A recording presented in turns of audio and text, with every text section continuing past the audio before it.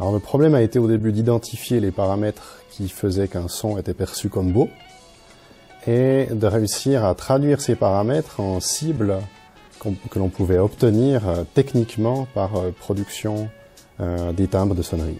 On a eu une approche avec une personne qui a écouté les sons et classé ces sons parmi un échantillon de personnes dites expertes.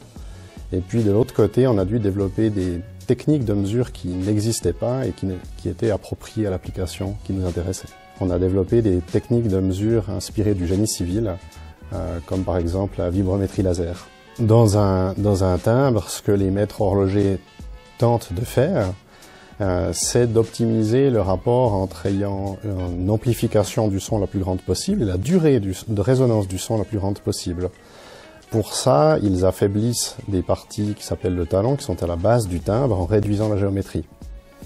Cette réduction de géométrie est extrêmement difficile à reproduire et il faut avoir une oreille experte pour réussir à obtenir cet optimum. C'est plutôt le système micro-ordinateur logiciel qui va analyser le son et qui va dire à l'horloger comment régler le timbre, où limer, à quel endroit, la quantité de matière à enlever, ainsi de suite, pour obtenir justement les fréquences données. Donc en fait, en réalité, on est toujours dans la répétition minute classique, mais nous l'avons, je dirais, fiabilisé, rendu plus agréable avec le silence des quarts, ou plus fiabilisé en rendant impossible la mise à l'heure durant la sonnerie. Et le troisième brevet, qui est cette encre régulatrice dite silencieuse.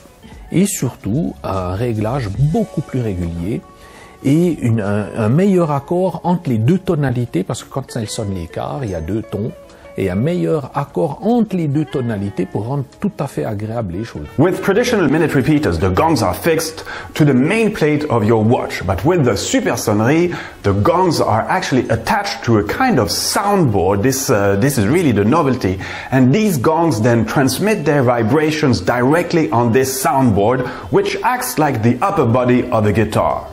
Et nous avons séparé la fonction de sonnerie en plaçant les timbres sur une partie appelée table d'harmonie qui elle-même sert de séparation avec une cavité non étanche par laquelle le son va pouvoir s'échapper.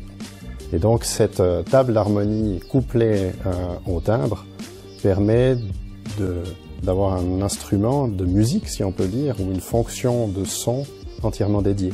Et donc on utilise des timbres en acier et cette table d'harmonie est en titane, principalement pour des raisons de résistance à la corrosion ainsi que sa qualité d'amplification du son. Tout a été correctement calculé, scientifiquement mesuré, etc. Et le résultat est que elle a sonné beaucoup plus fort de ce qu'on imaginait, mais vraiment beaucoup plus fort.